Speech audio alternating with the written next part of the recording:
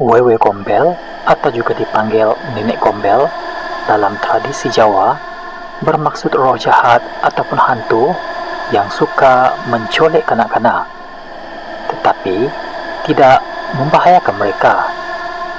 Dikatakan bahawa kanak-kanak yang diculik biasanya adalah kanak-kanak yang telah ditinggalkan dan tidak dipedulikan oleh ibu bapa mereka. Wewe Gombel kebiasaannya akan menakutkan ibu bapa kanak-kanak itu kerana sikap dan layanannya terhadap anaknya sehingga mereka sedar. Dikatakan apabila mereka bangun, Wewe Gombel akan memulangkan anak mereka. Dikatakan Wewe Gombel merupakan roh yang menghantui seorang wanita gila yang membunuh diri di Bukit Gombel, Semarang. Akibat meninggal dengan cara yang tidak wajar, roh itu akhirnya berubah menjadi sosok yang mengerikan yang diberi nama Wewe Gombel. Sejarah wujudnya Wewe Gombel bermula dengan kisah seorang wanita yang dibuang suaminya kerana dikatakan istrinya tidak dapat melahirkan anak. Sehinggalah akhirnya suaminya mengambil keputusan untuk membuangnya. Si istri cuba berjumpa semula dengan suaminya dan akhirnya si istri berasa sangat kecewa melihat suaminya tidur dengan perempuan lain. Oleh kerana terlalu kecewa dengan kejadian itu, akhirnya si istri membunuh suaminya sendiri sehingga penduduk mengetahui kejadian itu dan si istri menjadi pelarian. Dan sehingga akhirnya dia cuba melarikan diri di Bukit Gombel dan membunuh diri demi menjaga maruah dirinya.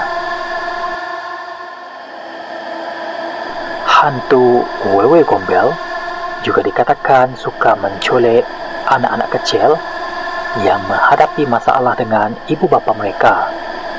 Hantu ini akan mencolek kanak-kanak dan menyembunyikan mereka, kemudian menakutkan ibu bapa anak-anak itu. Apabila ibu bapa kanak-kanak itu menyadari bahawa apa yang dilakukan terhadap anak mereka adalah salah, maka kemudiannya Wewe Gombel akan melepaskan anak mereka. Seperti namanya, kisah asal-usul Wewe Gombel dikatakan berasal dari kawasan Bukit Gombel di Semarang, Jawa Tengah. Sesetengah orang memanggil kawasan ini sebagai wilayah kerajaan hantu. Kejadian kemunculan Wewe Gombel berlaku di kawasan di Wonogiri dan Kelantan, Jawa Tengah. Dipercayai mitos Wewe Gombel digunakan untuk menakut-nakutkan kanak-kanak supaya tidak berkeliaran pada waktu malam, kerana pada dahulunya malam yang gelap amat berbahaya kerana haiwan liar mungkin memasuki kawasan kampung dalam kegelapan malam. Oleh itu, Wewe Gombel dicipta untuk menyelamatkan mereka daripada ancaman ini. Wewe Gombel biasanya digambarkan sebagai seorang wanita tua yang berkedut dengan payudara yang kelihatan panjang dan tergantung. Wewe Gombel juga dikenali sebagai hantu yang mempunyai perwatakan yang baik, malah suka menolong walaupun dia adalah hantu penculik. Dalam satu versi lagi, Wewe Gombel akan menculik kanak-kanak yang menjadi mangsa penderaan daripada ibu bapa mereka. Wewe Gombel akan menakutkan ibu bapa kanak-kanak itu sehingga mereka menyadari kesilapan mereka. Selepas ibu bapa sedar, Wewe Gombel akan memulangkan anak mereka kembali.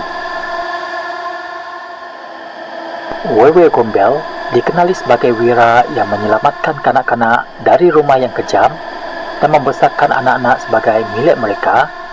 Namun, versi lain menyatakan bahawa Wewe Gombel cukup kejam dan suka memberi makan anak kecil dengan najis.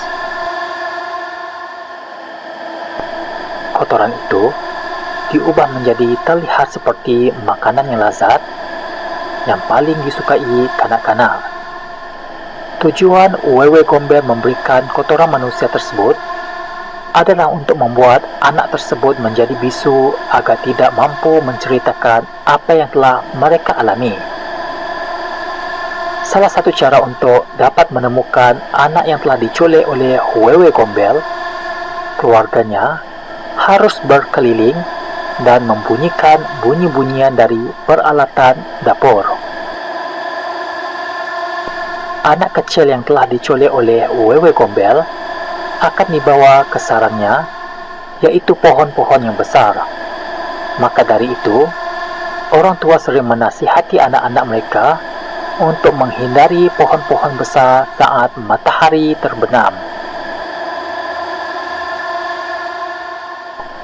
Meskipun digambarkan sebagai sosok wanita dan penampilan wewe gombel tidak pernah secantik hantu-hantu yang lain seperti sundel bolong, peri cantik ataupun hantu pohon pisang ataupun kuntilanak, penampilan hantu wewe gombel tidak begitu mempersonakan.